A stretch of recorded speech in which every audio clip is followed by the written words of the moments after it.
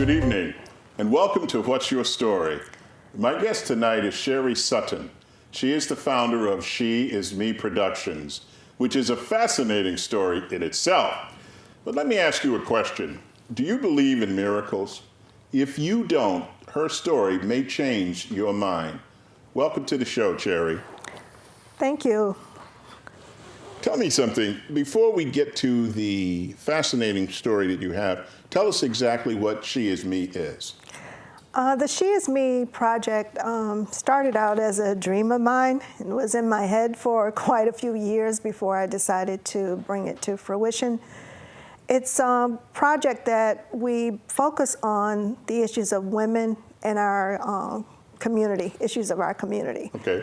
So we try to provide a platform for those that have a story to tell, an experience to share, because we all have something to bring to the table. We all have a story to tell. Absolutely, and yes. we found that as women, a lot of times we put ourselves on the back burner to take care of our loved ones and other obligations. And a lot of times we don't think that we have anything important to share. But I found that we do.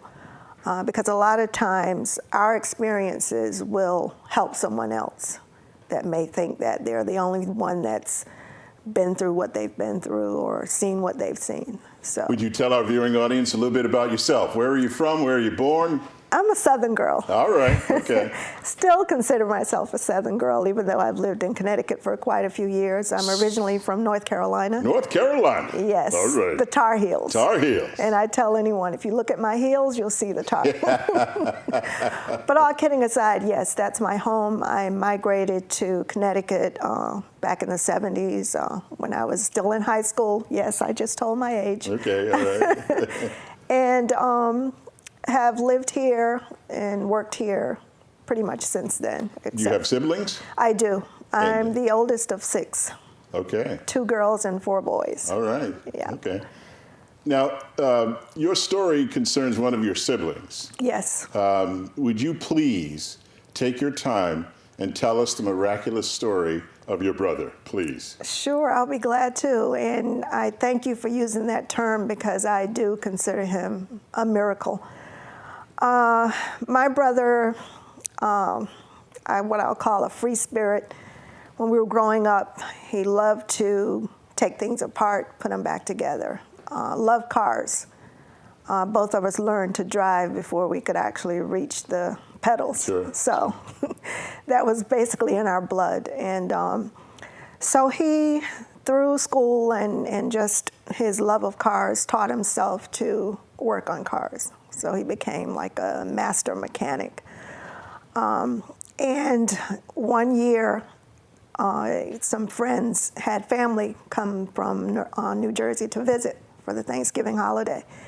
And my brother, being the mechanic and the good heart that he is, he was working at nights at the time. And his friend went to get him to fix the car. The family's car had broken down. So they went to get him to fix it. And he got up out of his bed, went with them to fix it. And they were on their way bringing him back home. And picture 2 ladies in the front seat and my brother, his friend, and his friend's cousin all in the back seat. My brother in the middle, sleeping because he had worked all night. And an 18-wheeler plowed into the back of the car that they were in. And my brother, being asleep, couldn't grab a hold or anything like that. So he was thrown from the back seat through the windshield. And he landed on the highway. All of his damage was done to his head, especially the base of his brain, where his motor nerves are controlled. And I don't know if you remember the Afro pick. I haven't had use for it in years, but I remember it. When I found out, I got in touch with my mom, and we took off the next day to go to North Carolina. And when we got to the hospital that night, walked in his room, and his head and everything was just like swollen, and he was so bandaged, he looked like a mummy. But they told us that he was in a coma, and that it didn't look good for him. And long story short, I stayed at the hospital with him because I just felt like I couldn't leave him. And the hospital was about maybe 45 minutes to an hour drive from where my grandparents lived. So my mom went to check on them, and she went back and forth, but I basically set up camp in his room and I stayed with him. And the reason I referenced the Afro pick is because his head looked like that's what had happened to it. It looked like someone had taken a pick and just dug through his scalp. And of course, the hospital wasn't too happy with me being there 24/7 and not being a patient, but I told him, I said, I can't leave my brother. I got to stay with him. And I would check in, because at the time my son was very young, and I was married to his dad, and I would check in just to make sure everything was okay. I also stayed in touch with my job. I was working for United Technologies at the time, and I wanted to make sure I had a job to come back home to. So I kept in touch with everyone, and days went by and went by, and then one day, his doctor was doing his rounds, and he stood over my brother's bed, and he told my mom, he said, I don't think your son is going to make it. He said, and if he does, he's going to be a vegetable. Well, me, very young and very hot-tempered at the time, I'll admit it. And my brother was like my best friend. We grew up together, and we used to fight like cats and dogs when we were little, but we were each other's keeper, so to speak. So I pulled the doctor out in the hallway. At least I asked him to come out in the hallway. So he did. And I proceeded to tell him what I thought of him. And I won't use the language that I used on TV, but it was not nice. And I basically was angry because while I was there, I had read everything I could find on comatose patients. And it told you to talk to them, read to them, touch them, because you don't know what they can hear or feel. So I had done that. And I just thought, how dare you stand over his head and take away any will that he had to pull through this by saying he's not going to make it, and if he does, he'll be a vegetable. So because I was swearing, he called my mom out of the room, and she came out, and he said to her, you're going to let her talk to me like that? And I proceeded to continue, and I told him, listen, I'm grown. I have a child at home and a husband, and no one can tell me what to say to you. And needless to say, he walked away. So that night, I made up in my mind that I could not stay there with him for the amount of time he would need me to. Now, there were some racial overtones as to care, right? Oh, yeah. That and I saw that. Well, why don't you talk about that, please? And I couldn't leave him. They just, I don't know, they just did not treat him the way I felt he should have been treated. For example, one morning, I left the room to get something to eat, and I would usually step out when they were bathing him and whatever, just to give him that privacy. And I stepped out for that, and I came back, and he's stark naked in the bed, not even his hospital Johnny on. And he had a trach in his neck because he couldn't breathe on his own. So whoever had suctioned his trach left the hose like stuck to his shoulder, and it had like sucked like a blister on his shoulder. Oh. Not even sheets, nothing. He's just, and I mean, my brother is an adult, and you have him laying there like that. Because I'm thinking in my head, I don't care what you guys say, he's still there. I just could not accept that. He was not. So needless to say, I had words with the nurses. And I luckily found a friend that we had both gone to school with and church. Our families were close, and she was a nurse there, and I saw her one morning, I couldn't believe it. And then once she found out he was there, she's like, don't worry, I'll keep an eye on him. But we talked, and it was clear that a lot of how he was being treated was just because of this, just because of his skin color. And even the doctor, the way he spoke to myself and my mom, and I grew up there. So I knew what was going on. And that was one reason why I felt like I could not leave him. Not that I'm a doctor or anything like that. I just felt like I needed to stay there to watch over him. So that's why I stayed. And that night, I called a friend of mine here in Connecticut that was a nurse at Hartford Hospital, because I made up my mind that I could not leave him, but I also could not stay there for the amount of time he would need me to stay. So I called her and I said, listen, I need a neurosurgeon. My brother's been badly injured and I need to bring him to Connecticut with me. So she said, sure, I'll call you back tomorrow with the information. I know the perfect doctor. And folks in Connecticut should remember Dr. William Scoville. He was the doctor that she put me in touch with. And I called him the next day, late at night, and I explained to him what had happened. And he was very graceful, listened to me, let me finish the story. And I had not cried since the day I got there. For some reason that night, I just lost it. And I just cried, and he listened.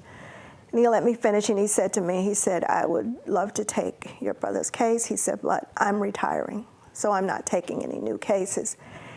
And my heart just, I don't know, it just like sunk, because I had been told by my friend that he was one of the best neurosurgeons in this area, if not the country. So he said, but I will put you in touch with one of my colleagues, and he'll probably take the case. So I said, okay. So the next morning, the phone rang, and I'm thinking it's my husband, because he would call every morning to check in. But when I got to the nurse's station, it was Dr. Scoville. And I'll never forget his words. He said, you and your brother have a guardian angel. And I said, why is that, Dr. Scoville? He said, because I went home last night. He said, your story laid on my heart. He said, and I went home and I told my wife about the phone call. He said, and when I finished, she looked at me and said, why don't you take the case? I think you should take the case. So he decided to listen to her, and he called me back to tell me that he would take my brother as a patient. And I cried again. But this time it was tears of joy, because I felt like if I could get him here, Excuse me. his Yes. chances of survival would be better. Yes. And mind you, I was young then. I was in my early 20s myself. So who told me that I could take this on? But it was my brother. So I told my mom, I said, I'm not leaving him here.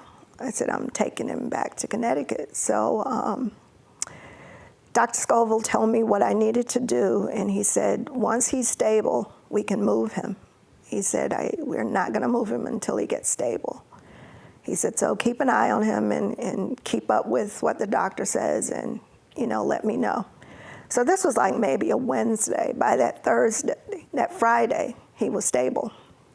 So I called Dr. Scoville the Monday, because he said once he was stable, give it a couple of days, and if he remained stable, to call him. So I did. And he said, well, you need to get him here. He said, you're going to have to get a medical plane, basically an ambulance plane, because he had the trach and he couldn't breathe on his own, and he was still in the coma, so there's no other way to get him here. So I was like, okay, I'll do it. He said, I'll take care of things on this end at Hartford Hospital. You take care of things on that end. So I'm like, how am I going to do this? So I called my husband and I told him what my plan was. And I called my boss, and because again, I had to keep checking in at work to let him know I hadn't just abandoned my job. Sure, absolutely. So I called him and I explained what was going on. I said, I'm coming home, but it's still going to be a few days. I said, I'm bringing my brother home with me. And I said, I don't know how I'm going to do it because I need a medical plane. So he said, okay, we'll have traffic take care of it, our traffic department, which I was familiar with. And I couldn't believe it. I was like blown away. And he said, you have enough to deal with down there. He said, give me all the details for the hospital, when he can be released, we'll take care of the plane. Cried again. He said, mind you, you'll have to pay us back, but the company will take care of it for you. And I ran back to my brother's room, and I'm jumping up and down and holding his arm and telling him as if he heard me. I felt like he did. And I just told him, I said, you're going to be okay. You're going to be okay. So sure enough, we got everything settled. And the following Friday morning, the plane landed in a town not too far from where the hospital was, and only one person could fly with him. So I told my mom, I said, you fly with him and I'll come back on my own. My intent was to drive his car home, but that was a whole nother story. Mm-hmm. So he wound up here in Connecticut at Hartford Hospital. Dr. Scoville was his doctor, and that's one doctor I will never forget. And I got back home, got settled in. Needless to say, my son slept with us that first night because I was just so happy to see him and see that he was okay and let him know I was okay. And the following week, I went back to work, and every day, lunch break, I would leave East Hartford, fly into Hartford, check on him, and go back. And one day, I went in, and the nurses were smiling, and it was a Friday. Nurses were smiling, and I was like, they must have got paid today. That's what I thought. So I went into his room, and he was facing, like they had him turned facing the window, and I did what I normally do, go over and rub his arm to let him know I was there, and when I did, he opened his eyes. Oh my God, I ran to the nurse's station, and I said to them, I'm like, why didn't you tell me? Why didn't you tell me? And they're like, we wanted to surprise you because we knew you were coming. And I'm sorry, it's been all these years, but so they said we knew you were coming, so we wanted it to be a surprise. And the greatest thing about it was he knew who I was. After all of that, he knew who I was, and he was trying to talk. So the nurse covered the trach so that his voice wouldn't sound so foreign to him. And the first thing he said is, where am I? And I told him, I said, don't worry about it. You're in the hospital, but you're going to be okay. And his next words were, of course, what happened to me? I said, we'll talk about that later. I said, but you're a tough head. You're not going anywhere. You're good. And then he's like, well, what are you crying for? And I didn't realize the tears were just like flowing. I said, nothing. We're not going to talk about any of this stuff right now. We're just going to let you lay here and with your eyes open finally and talk to me, whatever you want to say. But yes, whatever happened, we'll talk about it later. And I called my boss. I called my husband first, and he was on break because we worked at the same company at the time. He was on break, so I asked him, I said, just ask him to call the hospital as soon as he can. So then I called my boss, and I said, Dick, I'm sorry, but I don't want to come back to work. I said, Frankie's awake. And he didn't chastise me or anything. He just yelled to the team, the rest of the team. He goes, Frankie's awake, guys, Frankie's awake. Now, he had never met my brother, never seen him or anything, and I could hear the genuine joy in his voice to know that he had woke up. And then I called my mom, and she said she would get there as soon as she could, and I waited and sat up there with him the rest of the afternoon. And when my mom came, I left and went to pick up my son and go home and cook and everything. But it was almost like a weight had lifted off my shoulders. Yes. The thought that, am I going to lose my brother? And to know that regardless of what that doctor said in North Carolina, he made it. And all that stuff he said about if he did make it, he would be a vegetable, no. My brother stayed in Hartford Hospital quite a while because after he got out of intensive care, he was in rehab. And then it got to a point where he could drive himself to rehab. Is that right? I left my car with him, and he would taking himself back and forth to rehab. And he went home to my mom's house because she's like, oh, you're married, you have a baby, you know, he's going to come to my house. That didn't work out because my younger brothers and sisters weren't really used to him, and he and my sister had a falling out, and I couldn't take that. So I went and snatched him up like he was a baby. I'm like, no, he's going to live with me. Okay. Yeah. So, and I didn't even ask my husband. I should have, but I didn't. When he came home from work that day, my brother was there, and I told him, I said, listen, this is what happened. I need him to stay with us until he's ready to go back home or until he wants to get out on his own. And he did. He lived with us until he was ready to go back to North Carolina. I tried to get him to stay because then I felt like a mother hen. But he's a grown man. I'm only 2 years older than him. And yes.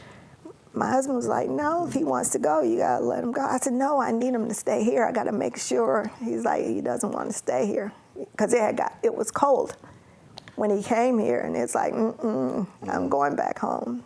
And plus, I think it was just, I don't think he realized the seriousness of what happened to him. Sure.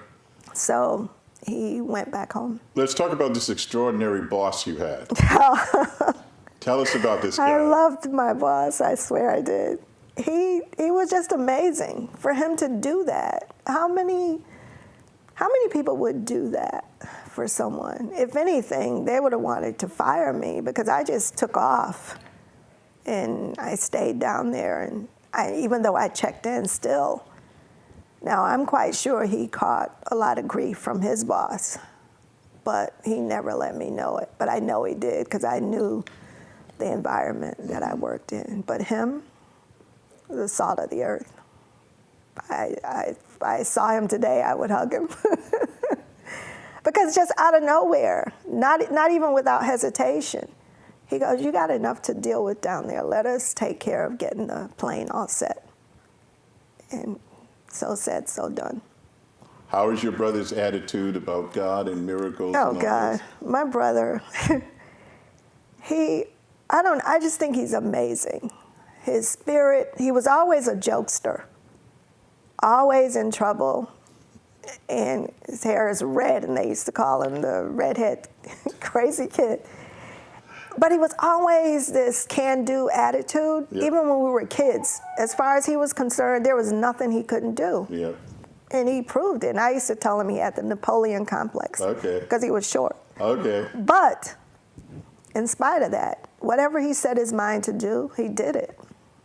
And he was very good at what he did and very smart. And I'm not saying it because he's my brother. It's the truth. And to this day, his spirit has not changed. Fast forward. Granted, he made it. He got married. He had 2 kids. Is that right? The man that was not supposed to make it. It was going to be a vegetable. Some vegetable. Granted, he couldn't work. He was declared with a 70% disability. Of course. But that didn't stop him.